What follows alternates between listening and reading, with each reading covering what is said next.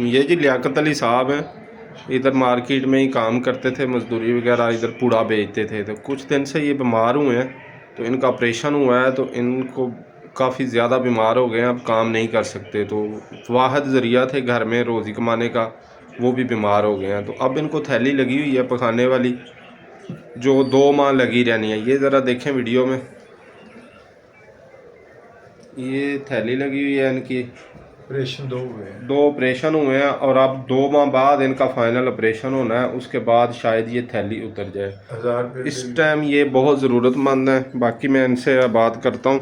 ये इनकी रिपोर्ट भी है, जिनाह हॉस्पिटल से इनका इलाज हुआ है पहले, और अभी फिर दोबारा ऑपरेट उधर होना है। तो इनसे ज़रा पूछते हैं भाईजान, ये क्या हुआ, ये हुआ क्या था, ये ऑपरेशन क्यों हुआ है और ये थैली क्यों लगी है? जी। अब मेरे ना पखाने की हाजत हुई है। अच्छा। 3.5 घंटे मैं बैठा रही लैटरीन में, पखाना नहीं आया।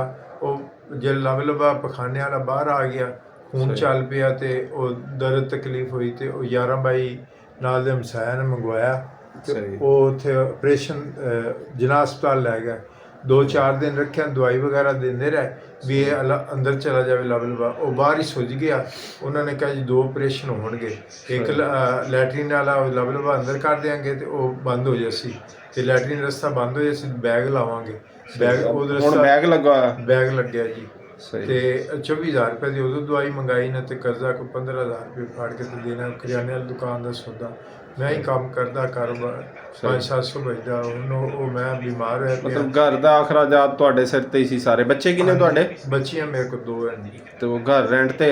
हाँ, किराया 14,000 रुपये मकान का किराया है, बिल वगैरह। हुण ਇਹ डेली दवाई का तुहाडा कितना खर्चा हो रहा है? ये जी अपना 300 की दवाई है, कोई खुराक है, जरा बैग लगता हफ्ते 15 दिन बाद 1800 का, 1800 की दवाई, कोई दलिया दुध ते कोई इस तरह खुराक की। मतलब घर के भी इस टाइम जो है हालात ख़राब हैं, कमाने वाला जरिया भी वाहद आप थे, वो बीमार हो गए हैं और बजाय कुछ आने के ऊपर लग रहे हैं आपके पैसे। 1000-1200 रुपये। अभी दोबारा ऑपरेशन पे कितना खर्चा आना है? ये जी दोबारा अगे तो 24,000 रुपये दवाई उन्होंने मंगा के ते लाई, चंगा कट्टा करके, तो हुण वो कहते सी फिर एक ऑपरेशन हो सी भी आ जड़ा इदू बैग बंद कर देंगे, अगला रस्ता खोल देंगे, सिलाइयाँ सलूइयाँ सही हो। लेकिन 2 महीने उन्होंने क्या जड़ा ना दवाई खानी पैगी।